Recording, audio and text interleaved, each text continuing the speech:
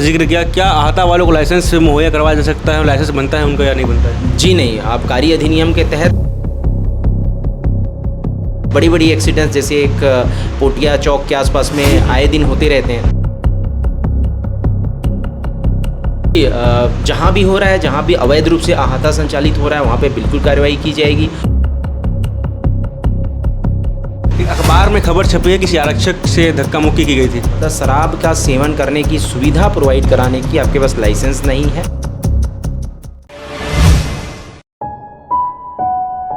नमस्कार, सत्यम पांडे नाम है हमारा और आप लोग केपी न्यूज़ देखना शुरू कर चुके हैं। कुछ दिन पहले हमने आपको आहता के ऊपर एक खबर दिखाई थी कि दुर्ग जिले के जितने भी चखना सेंटर हैं, वो जिसे आहता कहते हैं, वो संचालित हो रहे हैं। हालांकि आहता छत्तीसगढ़ में बैन है। उमेश गुप्ता जो प्रशिक्षु IPS हैं, वो लगातार इसमें कार्रवाई कर रहे हैं। अभी हाल ही में खबर आई है कि पुलिस वाले जो आहता पे कार्रवाई करने गए हुए थे, उनके ऊपर पत्थरबाजी हुई है, उनसे धक्का मुक्की हुई है। तो हमारे साथ उमेश गुप्ता जी मौजूद हैं, उनसे बात करते हैं क्या कुछ हुआ था वहाँ पर। जी, पत्थरबाजी बिल्कुल नहीं हुई है और धक्का मुक्की भी कहना उसको सही नहीं होगा। बस पुलिस अपनी कार्यवाही कर रही थी और तो उसमें कुछ लोगों ने एक ऑब्स्ट्रक्शन क्रिएट करने की कोशिश की, जिसको कह सकते हैं बाधा उत्पन्न करने की कोशिश की। तो उसी बीच में थोड़ा सा जो है माहौल ऐसा था कि गर्म हो गया था। बस तो जो पब्लिक सर्वेंट को इस कार्य में जो बाधा उत्पन्न कर रहे थे, तो उनके खिलाफ कार्रवाई की गई है। एक अखबार में खबर छपी है किसी आरक्षक से धक्का मुक्की की गई थी। जी, ये सच बात है कि आरक्षक से उनके मतलब यूनिफॉर्म पे हाथ रखा गया था, तो थोड़ी सी झूमा झटकी कह सकते हैं उसको, वो हुई थी वहाँ पे, जो कि अपने IPC की धाराओं के अनुसार इलीगल है। तो इस वजह से उन पर कार्रवाई की गई है। आहता छत्तीसगढ़ में बैन है, तो पूरा आप बताएंगे कब बैन हुआ, क्या हुआ, कैसे हुआ?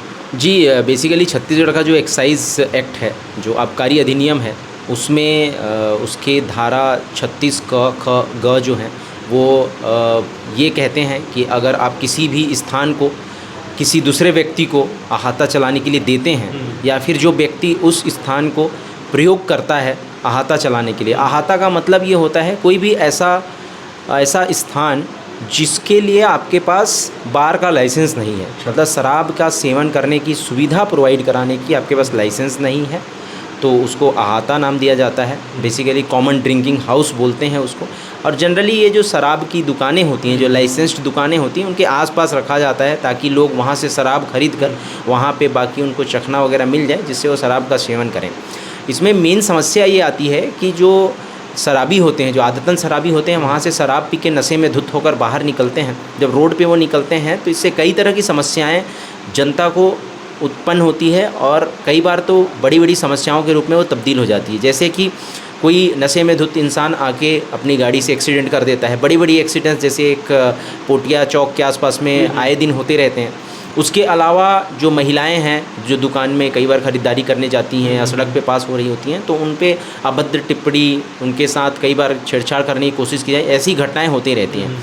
तो इसलिए इस आबकारी अधिनियम के इस धारा का उद्देश्य भी यही है कि पब्लिक प्लेस पे शराब मुहैया ना कराया जाए।